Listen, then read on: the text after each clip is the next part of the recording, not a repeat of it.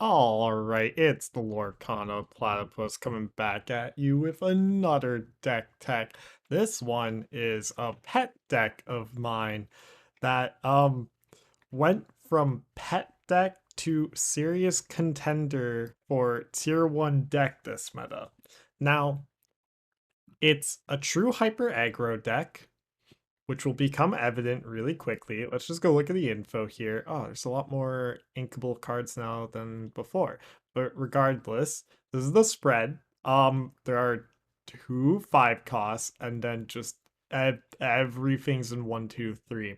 Now, I'm not fully done messing around with this deck yet, but everything in this deck is purpose built to get lore, and more lore, with Pegasus and Kida being your finishers.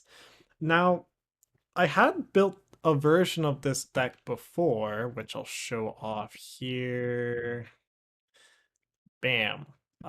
It is, well, I guess it's just this version. Did I change it already? Okay, hold on. Gotta go back. Let's go with my Hyper Aggro refined 6 days ago. So this was the initial version. No, this was actually not the initial version. This was the init. Where the heck? Oh, I I Thanos snapped all my lists. But basically, it was this list menu edit, except instead of Kit Cloud Kicker, and I think I cut Simba times 2, and then I wasn't running Wendy Darling. Wendy Darling isn't in here. I wasn't running Nala. And instead I was running the Queen, the Sky's Peddler. Mega bad combo, which was awful. It was really bad. I'm not gonna lie. So it was kind of good into some hype or some control matchups, but those control matchups were not the problem really, and it didn't actually provide that much utility against it because the queen was just way too slow. Like, if I wanted to use the queen, I would need to make a mid-range deck. So that brings me back to this deck. This deck cut out so much of the fat of the previous versions of this deck. Now, Emerald Chromacon is in here for similar reasons to Kita and Pegasus, and I'm sort of messing around with these three's ratios.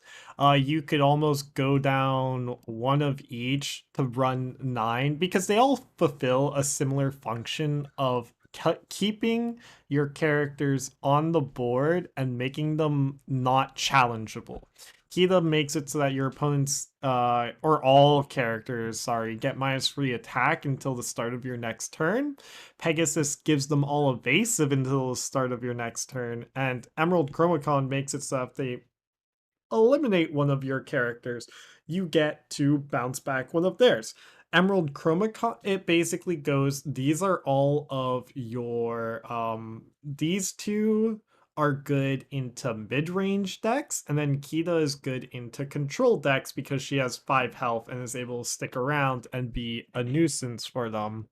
And that's why there's running bad Kita here. So that's part of the reason why you might want to cut some of the Kitas, because then you can go down Kita, and then you can go up Kit Cloud Kicker, which is a very strong 3-drop. I kind of undervalued him. Being able to bounce 2 or less of their player's hand is sort of the similar reasons why my purple Amethyst Amber Hyper Aggro deck was doing so good, with Befuddle being able to return a character of cost 2 or less to the player's hand. It gives your characters more sticking power, which makes him another potential 3-cost drop that gives you more consistency, sort of like another bodyguard. Now, the key cards that I've changed from my previous list to this list is Ursula Deceiver, and then Clarabelle Contented Wallflower. I was just watching the finals in some the what was it? Was it the Swedish finals? Regardless, it was Hyper Aggro versus Mid Range, both very powerful decks right now, and they were running 5 cost Clarabelle. And I don't know if they see something, or sorry, not 5 cost Clarabelle, the shift Clarabelle, which gets you cards equal to your opponent's hand. Um, I don't know quite what they're seeing, but I also do where this is good into control matchups, letting you refuel your hand after you've dumped out yours, because this Clarabelle has good sticking power being a 2/3. She's able to survive a gather your swords, and then this Clarabelle gives you has her effect run at the end of turn. But I don't have this Clarabelle in person. I have basically all the rest of this list except Daisy Duck. I've just proxied her because she was $25 at the time. I am not spending $25 for a super rare. Now she's $15, but regardless. So, there's still a lot of messing around that needs to happen with this deck. I don't know if you should run Kit or not and whatever. So wait, 55. Who did I 56, 60. So let me just quickly demonstrate on Ink Table as I always do. So we'll start with the control matchup, which used to be this deck's like nightmare matchup, but now it's sort of even Stevens. There's not really much in the way of, oh, this is a nightmare. It's now like, oh, this is okay. So Ink 1D Darling, play Daisy Duck, pass. The goal isn't 100%, although you should get like 100% win rate against the AI. But regardless, let's Ink. We don't want Ink Kita here. She's actually very strong in this matchup. Emerald Chromicon was kind of a dead drop. It's fine. We're gonna Ink Clarabelle. We're gonna dump out our. We have to dump out Kita to play this Kita next turn, and then we'll dump out Lilo. And then we quest with Daisy Duck because Daisy Duck is insane. Like, if this deck ever gets another 1/4 with 2 lore, it's just gonna be so over. It's gonna be so strong. Okay, so this is an interesting spot. I think I literally just play Curse Merfolk here because they don't have Gather Your Swords yet, and then most of my units are able to, my characters are able to stick around even against the Gather Your Swords. So that gets rid of a whole new world. This deck struggles so much against the Ariel that's able to tutor up a song. Like, she is the big problem, but they just play a Smee. That's good for me. Okay, so now we play you, and we just start questing. We quest until it hurts. Because now we're halfway there, and it's turn 4. What do they got? Strength of Raging Fire onto my Daisy Duck. Makes sense. So next turn we're gonna play an Emerald Chromicon, most likely. Oh, actually. Yeah, I'll play an Emerald Chromicon. Because you're good if I have 2 threats. Bam, bam. Now, if they can't knock out both my characters here, we get into a just hard lock, so you die. They're gonna be able to kill you, but do I?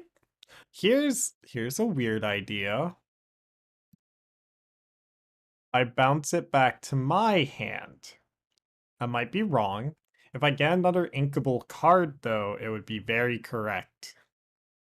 So we'll definitely play out Clarabelle here first to draw a card. Oh, no, that's right. We're actually above their hand. So Ink, Donald Duck, play Curse Merfolk, play Clarabelle, draw a card, pass. So we played out 2 threats at once. We got Rapunzel. Oh god. This is the problem. I think they got me. The AI. Yeah, Strength of Raging Fire. Bounce back. I think you would be best. Yeah. Just so they don't have that singer up. But then they get 3 more. 1, 2, 3, 4, 5, 6, 7, 8. Yeah, didn't get there. Unfortunate. But we'll do another game. I don't even know if I was turn 1 or not. Play. No. Yes. Play. Is there a way around this? Okay, wait, hold on. If I trade my Clarabelle into their Shmi, bam. Join opponent's turn. Whoopsies. Well, I'm still learning the game as well. But let's go again. Quit to menu, random. This is gonna get cut because I'm playing awfully. Okay, I will pretend like this is the first game. The first 2 were losses, but my 2 before that, before I recorded, were wins. The problem is that this is the control matchup. This isn't a good demonstration of this deck's strengths. It's a great demonstration of this deck's weaknesses. So we'll mulligan like this. You always want to keep Ursula against the control matchup. Ooh, please give me an inkable card. Thank you very much. Play Pegasus because evasive will give me more lore overall than if I were to play Lilo because I want to play quest with Lilo this turn. Ink Wendy Darling, then play 1, 2, and quest, and then pass. Oh, okay, so we're definitely gonna have to play Ursula this turn, unfortunately. But that doesn't slow me down a ton. It will also give me information on what is in their hand. So let's play you. So they have a whole new world and grab your swords. We get rid of grab your swords because Ariel can sing it.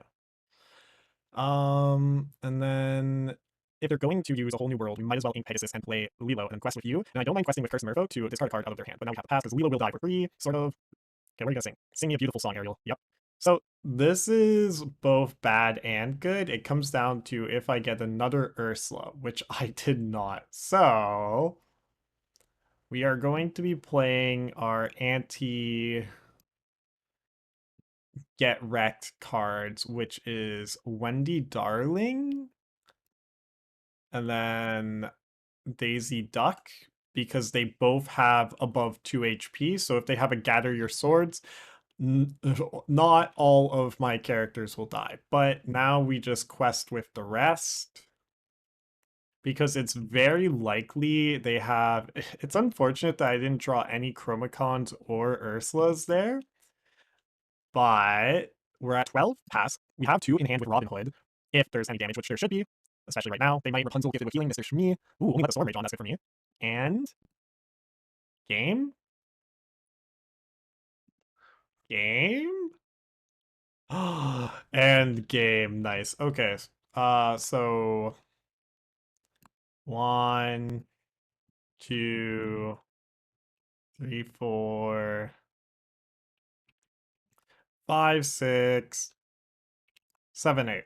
Okay, so I showed you how the I think did it bug out? Why did it not sing Strength of a Raging Fire with Ariel? Because it didn't matter. Well, it would have mattered a bit. But regardless, there was a way to win even if they had sung Strength of a Raging Fire with the Robin Hoods and the Wendy Darling and Daisy Duck as I demonstrated. Robin Hood killed something off. I think it was one of my it was either way. Let's go load new decks, keep my true hyper aggro, and then let's load the mid range because this is the god matchup.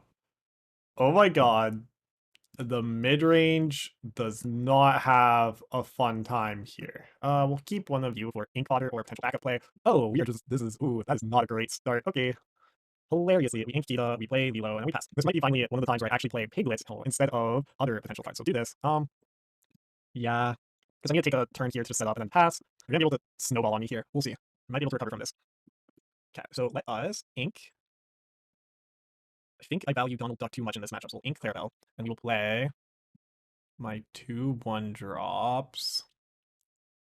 This deck doesn't really have a ton of ways of interacting with my board until later. So we'll chill here. Then we'll pass. Merlin. If they're running Elsa the Fifth Spirit, that lets them ping down my units, even while they're like on the board, but Kita is OP. Play, bam. Like quest with all several times. All of a sudden, we're hyper aggro again. Yippee. So the reason why mid range is so much nicer is because you can set up like this. Like now, what are they supposed to do?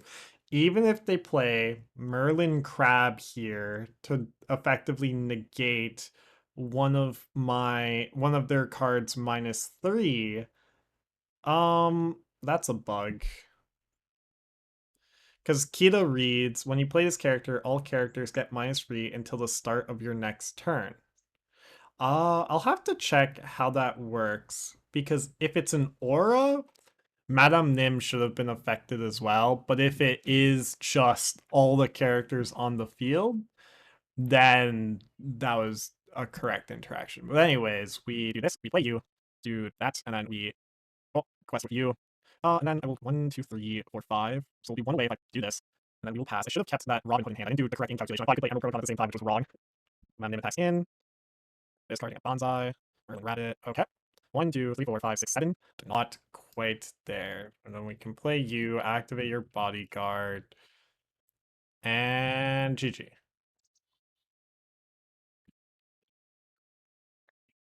They need like 2 Merlin rabbits. Oh, it's so good that they don't have a way to kill off one of their characters here. This was a close one. I even had a slow hand, though. Oh, doesn't matter. Holy rabbits, what the? Okay, that is that. I have now shown off the mid-range matchup, the control matchup. Let me show you the last consideration for this deck, Chernobog. Chernobog can definitely be run by just cutting out one of the tech cards. You could cut out a Piglet for him. You can cut out a Kita and a Kita, and then you can run two. He's only 52 cents right now. Regardless, like you can slap in Chernobog because you do get a lot of characters in the discard. And having a 3 lore 9/9 on the field will be big. Clit Kit Cloud Kicker is also a potential run. Uh, so you can do Chernobog, Kit Cloud Kicker, and then Clarabelle.